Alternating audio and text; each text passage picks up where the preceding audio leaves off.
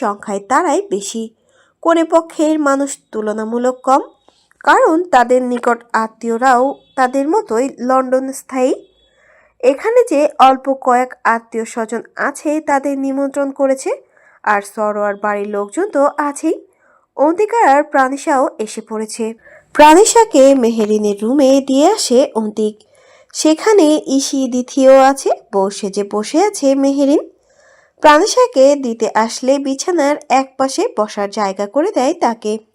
যদিও তুরাককে এতদিনে মনের কোণে জায়গা দিয়ে দিয়েছে সে, কিন্তু প্রাণিশা আর অন্তিককে দেখলে কোথাও একটা খারাপ লাগা কাজ করে এখনো। মেয়েটা নাকি অন্তিকের সন্তানের মা হতে যাচ্ছিল, আবার মিসক্যারেজও হয়ে গেল। খারাপ লাগলেও এসব ভাবতেই অবাক লাগে তার। সেদিন তো শুনলো অন্তিক বিয়ে মানে না, তারপর আবার কি থেকে কি হয়ে গেল। দীর্ঘশ্বাস বেরিয়ে আসে তার ভেতর থেকে। মেহরিন আপু, তোমাকে এবার থেকে ভাবি ডাকবো নাকি আপু ডাকবো কনফিউজড। ভাবিকেও ডাকা যায়, কি বলো? আয়নার সামনে দাঁড়িয়ে চুল ঠিক করতে করতে বলে ইসি। তার কথায় দিথি আর প্রাণিশাও হেসে ওঠে। অয়ন্তী আপুর অবস্থায় পড়েছো তুমিও। বেশি ফাজিল হয়েছিস দুটোই। না না, আপুই থাকবে, কারণ আমরা কনেপক্ষ হিসেবে বিয়ে খেতে এসেছি, বরপক্ষ তো নয়। হ্যাঁ, বরপক্ষে তো অনেকেই আছে, তাই মা বলল কনেপক্ষ হিসেবে থাকবে বিয়েতে। না হয় আমি বরপক্ষ হিসেবে আসতে চেয়েছিলাম। বরপক্ষ হলে দাম বেশি থাকে, আপ্যায়ন বেশি পাওয়া যায়। এখন উঠতে বসতে মাহাত ভাইয়ের ঝাড়ি খাচ্ছি। আচ্ছা অয়ন্তী কোথায় রে? ওকে সেই কবে দেখেছিলাম, আর আসলোই না এদিকে।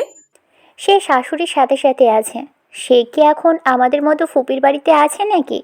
মা, বড় মা, ফুপি, আপু সবাই মেয়েদের যেখানে খাওয়ানো হয়েছে সেখানে আছে। বিয়ে কখন পড়ানো হবে জিজ্ঞেস করেছিলাম মাহাত ভাইকে, বলেছে কাজী সাহেব আসলেই পড়িয়ে ফেলবে। ততক্ষণে সবার খাওয়া দাওয়া শেষ করছে ওরা। ওদের নানাবিধ কথাবার্তার মধ্যে অয়ন্তী এসে রুমে প্লেটে করে প্রাণিশার জন্য খাবার নিয়ে এসেছে সে। এই নাও ভাবি, তোমার বর খাবার পাঠিয়েছে, খেয়ে নাও, আর কিছু লাগলে আমাকে বলো, ঠিক আছে? প্রাণিশা মাথা নাড়ায়, প্লেটটা নিয়ে আস্তে ধীরে খেতে শুরু করে। অয়ন্তী ওকে খাবারটা দিয়ে চলেই যাচ্ছিল। এর মধ্যে মাহাদ আসে, দেখে মনে হচ্ছে খুব রেগে আছে। অয়ন্তীকে কিছু একটা বলতেই যাচ্ছিল রেগে, কিন্তু রুমে বোনদের আর ভাবির অস্তিত্ব আছে খেয়াল হতেই দমিয়ে নেয় নিজেকে। তার বাহু ধরে টেনে একপাশে আনে, গলা নামিয়ে বলে, তোকে আর বাইরে যেতে হবে না, এখানেই থাকবি ওদের সাথে। কাজী সাহেব আসলে মেহেরিনকে ডাকা হবে, তখন নামবি নিচে। এর আগে আর কোথাও বড়দের সাথে ঘুরঘুর করতে যেন না দেখি, বুঝছিস? এভাবে ধরেছো কেন? ব্যথা পাচ্ছি তো। আর আমি ঠিক কতজনের কথা শুনবো বলো তো? দাদি বলছে ফুপির সাথে সাথে থাকতে, ফুপি বলছে বিশ্রাম নিতে, মাও বলছে দাদির কথা, আবার তুমি বলছো এখানে বসে থাকতে। আমি ঠিক কার কথা শুনবো? তোর জামাইয়ের কথা শুনবি, আর কারো কথা না। নিচে মেহমানদের মাঝে যদি আর একবার দেখি, তাহলে তোর পা ভেঙে দেবো আমি। এখন চুপচাপ এখানে বসে থাক, না হয় রুমে যা। অয়ন্তীকে আর কিছু বলতে দেয় না মাহাদ। বিক্ষিপ্ত মেজাজ নিয়ে নিচে চলে যায়। অয়ন্তী কিছু বুঝতে পারলো না মাহাদ ভাইয়ের হঠাৎ কি হলো। একটু আগেও তো ভাইয়া আর দিগন্ত ভাইয়ের সাথে নিচে কি নিয়ে যেন আলোচনা করছিল। তখন তো রেগে আছে বা কোনো ঝামেলা হয়েছে বলে মনে হয়নি। তাহলে কি হয়েছে রে অয়ন্তী?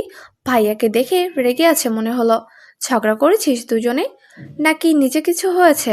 প্রাণিশা আর ইসি দ্বিতীয় অয়ন্তীর উত্তরের আশায় চেয়ে আছে, কিন্তু সে কিছু না বলে বেরিয়ে যায়। নিজেও বুঝতে পারছে না কি হলো, এদের আর কি বলবে। রুম থেকে বেরিয়ে দু কদম হাঁটতেই দাদিকে দেখতে পায়। সে তাড়াতাড়ি করে যায় দাদির কাছে। দাদির নিচে কিছু হয়েছে? মাহাত ভাই রেগে আছে মনে হলো যে। দাদি অয়ন্তীর কাছেই আসছিল। শোনো দিদি ভাই, তোমাকে আর নিচে যেতে হবে না, ডাকলে তখনই যেও, এখন আর নিচে আসতে হবে না, বুঝেছো?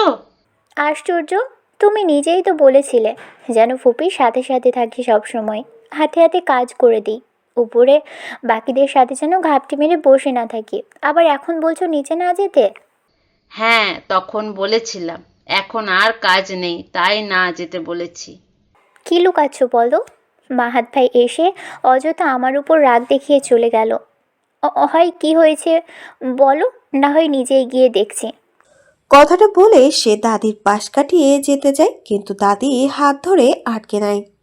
আরে আরে, আমি তো বলছি যেতে হবে না, তাও কথা শুনছো না।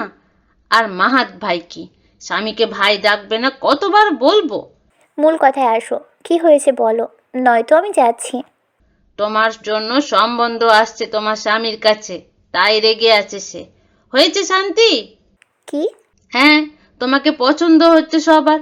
প্রস্তাব দিচ্ছে মাহাত নানু ভাইয়ের কাছে যে তোমাকে তাদের বাড়ির বউ বানাতে চায় তারা। সেই থেকে মেজাজ খারাপ হয়ে আছে তার।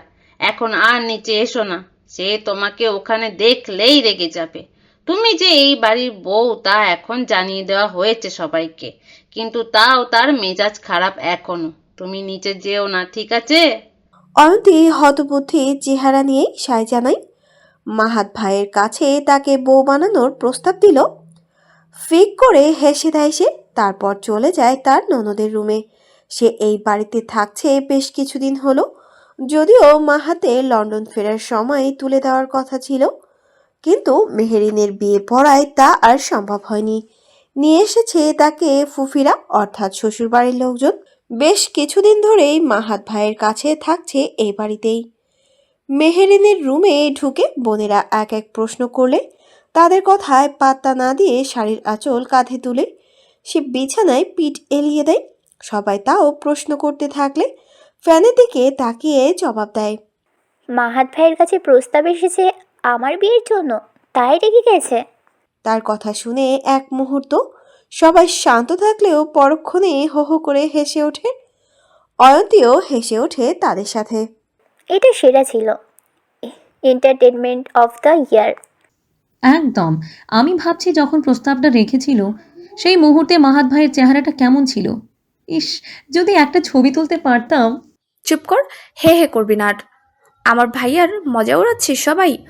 ভাইয়ের বউকে অন্য কেউ বউ বানাতে চাইছে শুনে আমারই তো রাগ হচ্ছে। ও, সো স্যাড অফ ইউ। অনেকক্ষণ হাসাহাসি করে তারা এই বিষয়ে। প্রাণীসার খাওয়া হয়ে গেছে, তার টায়ার্ড লাগছিল কোনো কারণ ছাড়া। অয়ন্তীর দেখা দেখি সেও শাড়ির আঁচল তুলে বিছানার হেডবোর্ডে হেলা দিয়ে কিছুটা কাত হয়ে বসে। হাসাহাসির মাঝেই হঠাৎ তিথির চোখ পড়ে অয়ন্তীর পেটের দিকে। লাল হয়ে আছে। আপু, তোমার পেটে কি হয়েছে, এমন লাল হয়ে আছে কেন?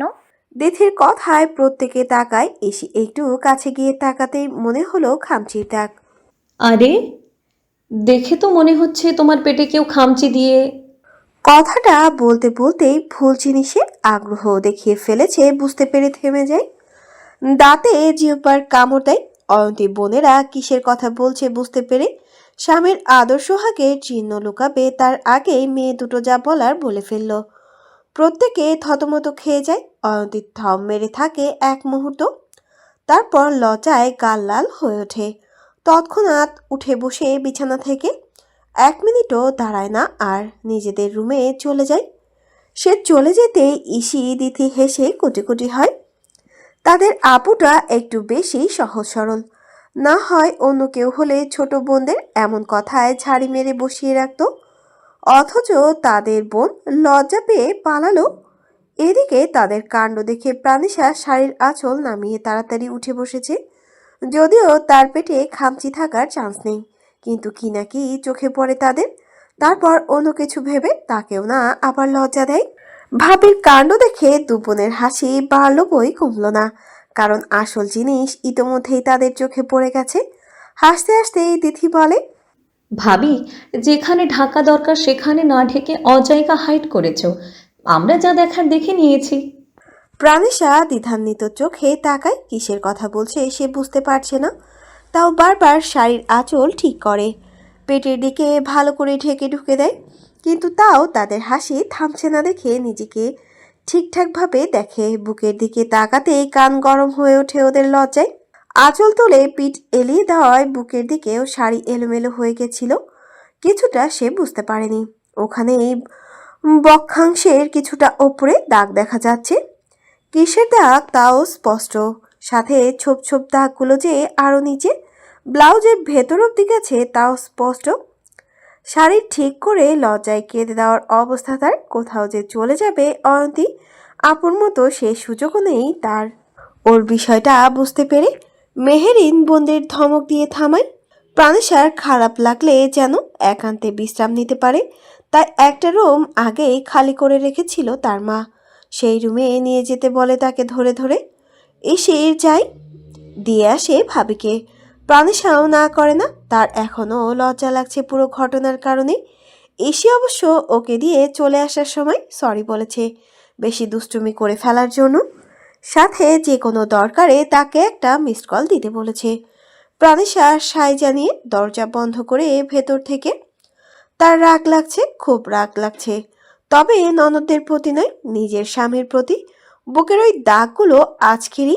তখন একসাথে গোসল সেরে নানান কথা বলেও তার একটা বিষয় বেশ কিছুদিন ধরে মন খচখচ করছিল।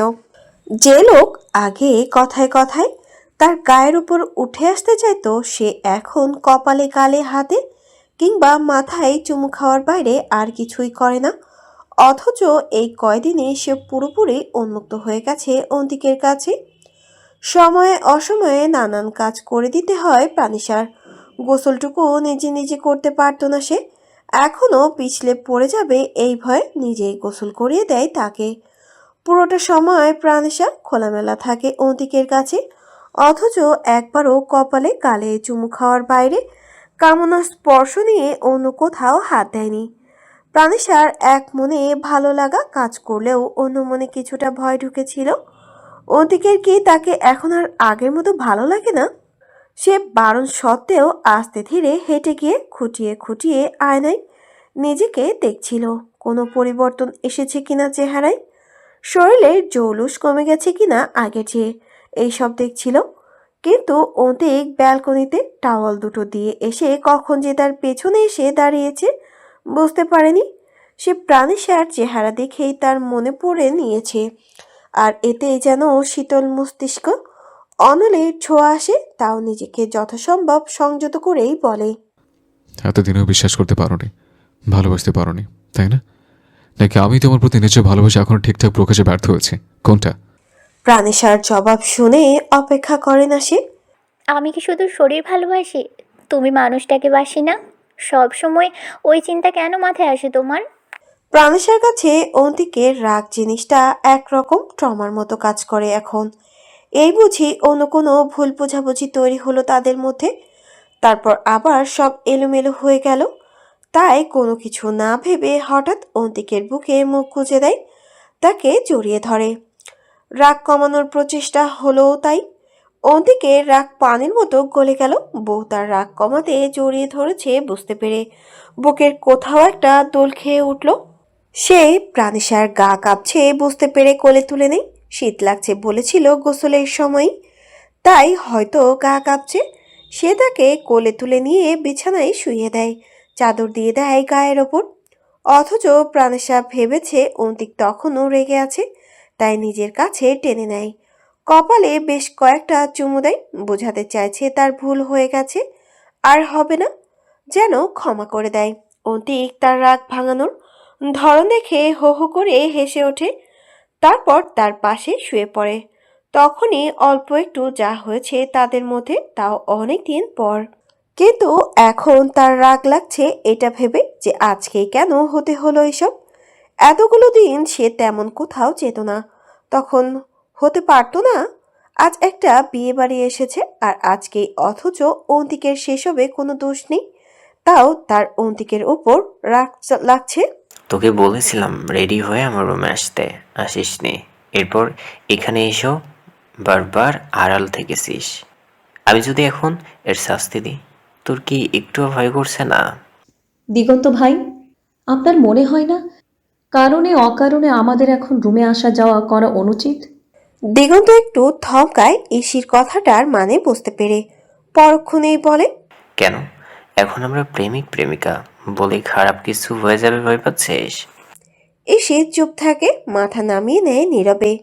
কিছুটা লজ্জার আভা দেখা যাচ্ছে চেহারায়। হয়তো সরাসরি প্রেমিক প্রেমিকা বলায় নিজেদের, তবে সে যে লজ্জা পেতে চাইছে না তা স্পষ্ট। ভয় পাবো কেন?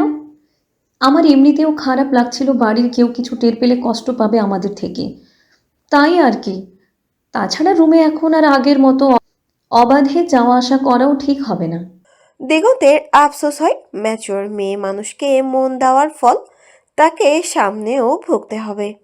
আজ একটা নিপি প্রেমিকা হলে যখন তখন রুমে ঢুকে টুসটাস চুমু খাওয়া যেত, এত উচিত অনুচিতের হিসাব করতে হতো না। সে হতাশার স্বরে বলে, তার মানে একলা বসে একটু মন ভরে চোখ ভরে দেখতেও পারবো না যতদিন না কবুল বলে রুমে আনতে পারছি, তাই তো? যা তা বলে দেন দেখছি। এসে কিছুটা চোখ গরম করে বলে। দিগন্ত তার রাগী চোখ দুটোর দিকে তাকিয়ে হাসে, মন ভোলানো সেই হাসি। ইসির চোখ শীতল হয়ে আসে ওই হাসি দেখে, মন দিয়ে দেখে। জেন্টালম্যানদের মতো ভাইব আসে দিগন্ত ভাইয়ের প্রতিটা চালচলনে। হাসিটা খুবই মানায় তাকে। আচানক তার মনে হলো পাকিস্তানের রিয়েলিটি শো তামাশার সাইফ আলী খানের সাথে দিগন্ত ভাইয়ের সবকিছুই খুব মেলে। দেখতে অবশ্য দিগন্ত ভাইকেই তার চেয়ে সুদর্শন লাগে, কিন্তু কণ্ঠস্বরটা হুবহু যেন কপি পোস্ট। ইসির ওই কণ্ঠে যে কোনো কথা শুনতে ভালো লাগে, মনে হয় যেন শুনতে থাকুক, কখনো না থামুক। কি দেখছিস? হঠাৎ নিজের অত্যাধিক কাছে দিগন্ত ভাইয়ের উপস্থিতি টের পায় সে, তবে অপ্রস্তুত হয় না, আরো অনুভব করে যেন। আপনার ভয়েসটা খুব সুন্দর দিগন্ত ভাই, আমার শুধু শুনতে ইচ্ছে করে। তাই নাকি? বয়সে সুন্দর হয়, তাও ছেলেদের। প্রাণেশাকে রুমে দিয়ে চলে আসার সময় দিগন্ত তাকে আটকে নিয়েছিল, দেওয়ালে লেগে দাঁড়িয়ে আছে। দিগন্ত আর এক পাশে হাতের ঠেস দিয়ে খুব কাছে দাঁড়ায়, তবে দুজনের শরীর স্পর্শ করে না, ছুঁই ছুঁই অবস্থা। ইসির এতে নিঃশ্বাস ভারী হয়, তাও তার চোখের দিকে তাকিয়ে দৃঢ় স্বরেই বলে, হয়। জানতাম না তো। আমি শুনেছিলাম ছেলেদের ভয়েস নাকি ইট হয়। ওটাই। ইট বলছিস? হুম। তার সোজাসুজি উত্তর শুনে দিগন্ত মাথা নামিয়ে হেসে ওঠে। ইসি তাও দেখে কেমন শিকারী প্রেমিকার চাহনি দিয়ে, যদিও দিগন্ত মাথা কিছুটা নামিয়ে রেখেছে ইসির বরাবর হাতে, তাও তার দিকে সরাসরি তাকাতে ইসিকে মাথা তুলতে হতো, কিন্তু সে তা না করে বরং চোখের মনি তুলেই দেখছে। এমনভাবে মাথা সোজা রেখে চোখের মনি তুলে তাকানোতে ইসির দিগন্তের প্রতি অবসেশন প্রকাশ পাচ্ছে যেন, অথচ দুদিন আগেও সে নিজের অনুভূতি অস্বীকার করতে চাইতো। শুধু শুধু দিগন্তকে কষ্টে রেখে এতগুলো দিন, এতগুলো বছর। এভাবে কি দেখছিস? সে চোখ উঁচিয়ে জিজ্ঞাসা করে। ইসি মাথা নাড়ায়। কিছু না, আপনি আমাকে গান শোনাবেন এবার থেকে? আমি গান শুনবো আপনার কণ্ঠে। যথাজ্ঞা মাই লেডি। মেহেরিন আর তুরাগের বিয়ে হচ্ছে, কাজী সাহেব বিয়ে পড়াচ্ছেন। বর বউর সামনে বসা, বাকিরা চারদিক থেকে দাঁড়িয়ে দাঁড়িয়ে দেখছে। প্রাণেশাও সেই বাকিদের একজন। ইসি তখন তাকে নিয়ে এসেছিল, আর মেহেরিনকে দিথি অয়তে সবাই একসাথে নেমেছে। প্রাণেশা অন্তিকের পাশে দাঁড়িয়ে খুব মনোযোগ দিয়ে দেখছে বিয়ে পড়ানো। অয়ন্তী আপু আর মাহাত ভাইয়ের বারেও খুব কাছে থেকে দেখতে পেয়েছিল সে, তাও বিয়ে দেখা তৃষ্ণা মেটে না তার। বর বউ দেখা তৃষ্ণা মেটে না তার। একটা আফসোস, সে বউ সাজতে পারেনি নিজের বিয়েতে, না তো কোনো আনন্দ করতে পেরেছে। উল্টো কষ্ট পেয়ে ব্যথিত মনে পাথর বনে বিয়ে বসেছিল। মেহেরিন কবুল বলার সাথে সাথে তার ধ্যান ভাঙে। কি হচ্ছে? এত আনমনা হয়ে কি ভাবছো? ফিস ফিস করে বলে অন্তিক। প্রাণসার লতানো কোমরখানায় তার হাত, শাড়ি ভেদ করে কোমর বেয়ে বেয়ে উষ্ণ আদরে উদরে চলে আসে ওই হাতটা। প্রাণেশা মাথা তুলে তাকায় স্বামীর দিকে, তার কোমল হতে উদর বেয়ে অন্তিকের হাত চলাচল করছে তা সে বুঝতে পারেনি। বিয়েতে রেখেছে সম্পূর্ণ মনোযোগ। কি বলছেন? বলছি এত আনমনা হয়ে কিভাবে হচ্ছে? আগের মতো ধিমি কণ্ঠে মদ্যপ নয়নে তার দিকে তাকিয়ে বলে সে। ওই আর কি, ওরা কবুল। অক্ষ হাতে এতটুকু ইশারা করে থেমে যেতে হয় প্রাণেশাকে। উদরে অবাধ্য স্পর্শ টের পেয়ে নাভিদেশের চারপাশে তার আঙুল ঘুরছে, কখনো একটু নিচে নামছে। প্রাণেশা ধুরু ধুরু বুক চারপাশে চোখ বুলিয়ে কেউ তাদের দেখছে কিনা একবার দেখে নেয়। সবাই বিয়ের প্রতি মনোযোগী হয়ে আছে। সে মাথা উঁচিয়ে অন্তিকের দিকে তাকায়, তার হাতের উপর হাত রেখে ছাড়াতে চেয়ে বলে, ছাড়ুন, কেউ দেখে ফেলবে। কেউ দেখবে না, এত মানুষের ধাক্কা হোঁচট খাবে। চুপচাপ দাঁড়িয়ে থাকো। আমি পারবো না, ছাড়ুন না প্লিজ, কেউ দেখে নেবে। অন্তিক তার কথায় পাত্তা দেয় না। প্রাণিশা হতাশ চোখে তাকায়। লোকটা ভিড়ের মধ্যে তাকে আগলে রাখতে এভাবে ধরে রেখেছে, অথচ হাত বলছে অন্য কথা। বিয়েতে ইরফান আর তোষাও এসেছে, যদিও অন্তিকের বন্ধু হিসেবে নয়। তারা আমন্ত্রণ পেয়েছে বিজনেস পার্টনার হিসেবে। মাহাতের দেশে এসে শুরু করা 2-3টা প্রজেক্টের একটাতে ইরফানদের কোম্পানি থেকে ইনভেস্ট করেছে। সেদিক থেকে আমন্ত্রণ পাওয়া। ইরফানের বাবা ছেলে আর ছেলের বউকে পাঠিয়েছেন বিয়েতে। যদিও তারা আগে ডক্টরের কাছে গিয়েছিল।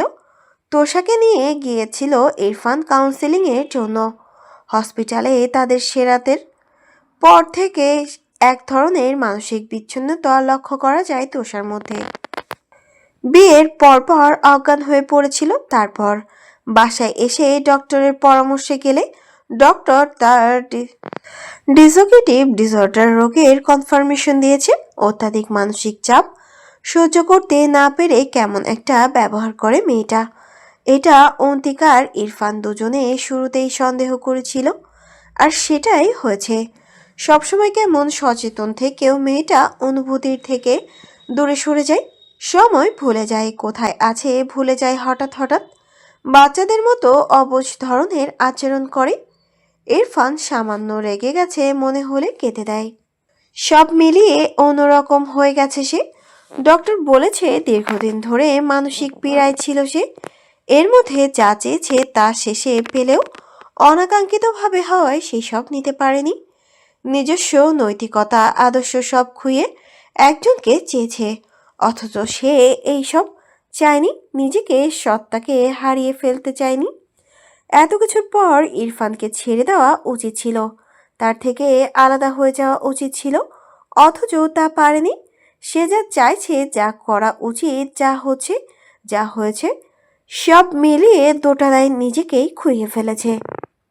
অতিরিক্ত মানসিক টানাপোড়েন নিতে না পেরে ভারসাম্য হারিয়ে ফেলেছে মস্তিষ্কের। ইরফান অবশ্য যথাসাধ্য চেষ্টা করেছে ওকে আগলে রাখার। খুব আদরে আদরে রাখে। তোষাকে তার ইচ্ছে মতো বউ বউ হয়ে থাকতে দেয় বাড়িতে। বাচ্চা বাচ্চা স্বভাবগুলো উপভোগ করে, বোঝায়। সে যে অসুস্থ তা তাকে বুঝতেই দেয় না। তোষা ইদানিং অনেক কিছু ভুলে যায়, তা সে বুঝতে পারে।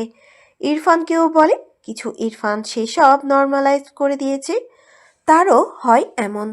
কত কিছু ভুলে যায় সে নিজেও, এমন নানান কিছু বোঝায় সে। তাও সে যে অসুস্থ তা বুঝতে দেয় না, যেন একটা বাচ্চা। এই তো এখনো দুজনে এক সাইডে চেয়ারে বসে আছে বিয়ে বাড়িতে। ইরফান বিজনেসের কাজে দরকারি কোনো মেল চেক করছে ফোনে, সাথে তার পাঠানো ভয়েস মেসেজ শুনছে। আর তার পাশে বসে তোষারানী নিজেই কথা বলে যাচ্ছে তার সাথে। চারপাশে সবাইকে গভীর মনোযোগ দিয়ে লক্ষ্য করছে। একজনের হাত অন্যজনাতে ইরফানের উষ্ণ হাতের ভাঁজে নিজের হাত নড়াচড়া করছে মাঝে মধ্যে। ইরফান মনোযোগী ভাবে এক হাত ফোনে দেখতে দেখতে তোষাকেও মাথা নাড়িয়ে উত্তর দেয়।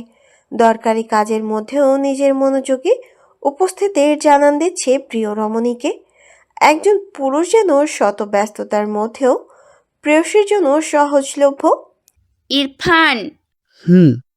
আমাদেরও ওদের মতো করে বিয়ে হলে ভালো হতো বল। হ্যাঁ, ভালো হতো। তাহলে আবার বিয়ে করিস চল। না, আমরা হানিমুনে যাব। আর কোনো বিয়ে নয়, আগে হানিমুন। কিন্তু হানিমুনের চেয়ে আবার বিয়ে করলে বেশি মজা হবে, আনন্দ হবে।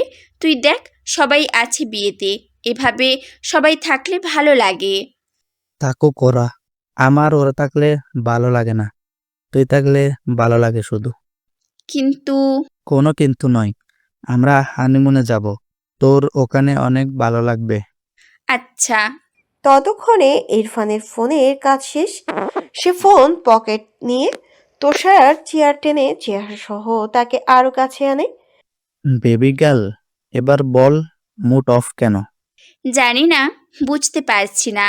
সবাই আছে, কত ভালো লাগছে, কিন্তু তাদের দেখতে ইচ্ছে করছে না। কেমন একটা রাগ মনে হচ্ছে। মনে হচ্ছে ওরা সবাই চলে গেলে ভালো হতো, শুধু আমরা থাকতাম। কিন্তু আমার সবাইকে ভালো লাগে, একসাথে থাকলে ভালো লাগে। ইরফান মন দিয়ে শুনে তার খাপছাড়া কথা। সাফোকেশন লাগছে? হ্যাঁ, হয়তো। তোষা সাথে সাথে সম্মতি জানায়। সে এটাই বলতে চাইছিল, তার সবাই একসাথে হওয়ায় ভালো লাগছে ঠিক, কিন্তু অতিরিক্ত গ্যাদারিং এ সাফোকেশন হচ্ছে, এটা সে ঠিকঠাক উপলব্ধি করতে পারছে না। তাই কেমন লাগছে বুঝতে না পেরে খাপছাড়া কথা বলছে। ইরফান তার সব রকম অনুভূতি ধরতে পারে। বুঝতে পেরেছি। তাই বলছি, এমন বিয়ে টিয়ের দরকার নেই। আমরা যাব দূরে কোথাও, অনেক দূরে। ওখানে এত মানুষজন থাকবে না। কথাটা বলে সামনে এসে কেউ দাঁড়িয়েছে বুঝতে পেরে দুজনে তাকায়। আরে প্রাণেশা যে, কেমন আছো তুমি? তুমি এতক্ষণ কোথায় ছিলে? দেখিনি তো। এসো এসো। প্রাণিশাকে নিজের পাশে বসায় তোষা। সে অন্তিকের পাশে দাঁড়িয়ে সবাইকে দেখতে দেখতে হঠাৎ এদিকে চোখ পড়ে। ইরফান ভাইয়া আর তোষা আপুকে দেখে এক্সাইটেড হয়ে পড়েছিল। অনেকদিন পর দেখা পেয়েছে কিনা ওদের দিকেই পা বাড়ায় খুশি হয়ে। অমনি কোমর জড়িয়ে কেউ বাহুবন্ধনে আটকে নেয়, তার স্বামী তখনের মতো ধরেই রেখেছে। কোথাও চলে যাচ্ছে না ওরা, ওখানেই আছে। আস্তে ধীরে যাও, দৌড়ানোর তো দরকার নেই। কথাটা বলে নিজেই নিয়ে আসে এখানে। আপনারা এইখানে এসেছেন, আমি তো জানতামও না। আপনার বন্ধু আমাকে জানায়ওনি, আমাকে ডাকিয়ে নি কেন? ফোনে লিখে দেয় সে তোষাকে, কারণ তারা প্রাণেশের সাইন ল্যাঙ্গুয়েজ বুঝতে পারে না।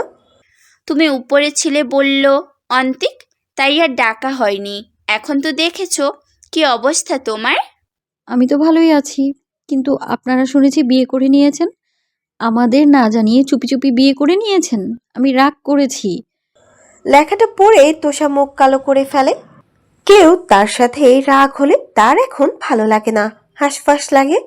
ইরফান আর অন্তিকের দিকে তাকায় সে। ইরফান তা দেখে বলে, রাগ হয়েছ তুমি?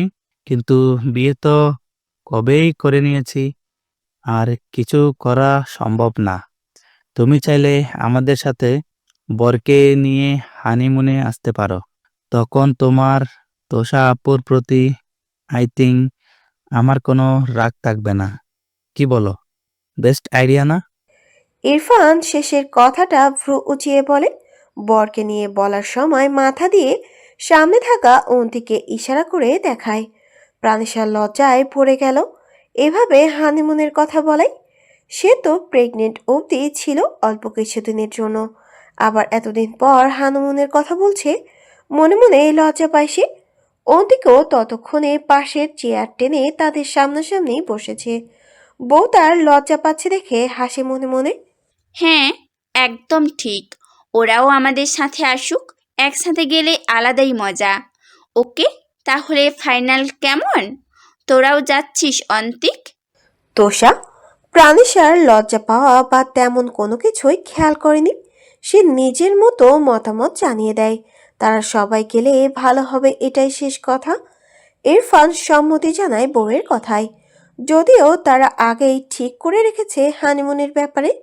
প্রাণেশার চিকিৎসার জন্য অন্তিক বউ নিয়ে কানাডা যাওয়ার জন্য সবকিছু ঠিক করে রেখেছে এই কদিনে। প্রাণেশাই জানে না শুধু, বাকি বড়রা জানে এই বিষয়ে। আরে এত লজ্জা পেতে হবে না মোনা। শুধু আমরা না, মাহাত, অয়ন্তী, মেহেরিন, তুরাক ওরাও যাবে। খুব তাড়াতাড়ি যাচ্ছি। তুমি মেন্টালি প্রিপেয়ার্ড হয়ে থাকো। তোষা বাকিরাও যাবে শুনে খুশি হলেও প্রাণেশা অবাক হয়। এরা তো মনে হচ্ছে সব আগে থেকেই ঠিক করে রেখেছে, সে কিছু জানেও না। ওদিকের দিকে তাকায় সে। অন্তিক বিয়ের আসরের ওখানে ভাই বোনদের পাগলামি দেখছে। তোরাকে ঘিরে রেখেছে প্রত্যেকে। তোষাও প্রাণেশাকে নিয়ে তাদের ওখানেই যায়। সবার তো হিল্লে হয়ে গেল, দিগন্তকেও বিয়ে করিয়ে দে। বেচারা এখনো বোনদের পাহারা দিতে দিতে দিন পার করছে। ইরফান অন্তিককে বলে বিয়ের আসরের ওখানে ওদের দিকে দৃষ্টি রেখে। সবাই আয়নায় বর বউ দেখার অনুষ্ঠান করছে। হুম, ওর দেরি আছে। মাহাদার ও কিন্তু প্রায় সমবয়সী, তাহলে দেরি কেন? তোরাগো তো ওদের বয়সী। আমাদের মতো বাচ্চা নেওয়ার বয়সে বিয়ে দিবি নাকি বাইকেও? ও তো নিজেও এই পথ বেছে নিয়েছে, তাহলে অয়ন্তীর আগেই ওর বিয়ের কথা তুলতাম। নিজে বেছে নিয়েছিস বলতে?